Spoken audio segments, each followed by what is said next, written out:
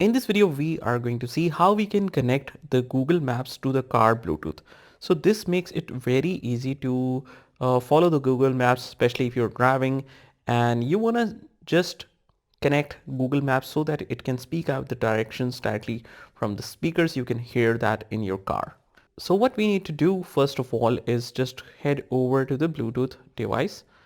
Just swipe up and click on the Bluetooth and make sure that you are connected to your car, whatever is your car device. Make sure to connect that, and also make sure that your car radio is in pairing mode so that you can easily connect it with that if you're connecting it for the first time.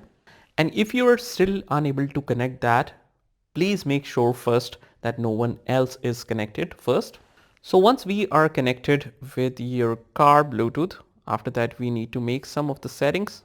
So once we are connected with the car Bluetooth, still we want to make some settings. What we need to basically do is go ahead and click on the profile icon and scroll all the way down to the settings, which you can find at the bottom. Click on that. And here you will see the second option which says navigation. Click on that.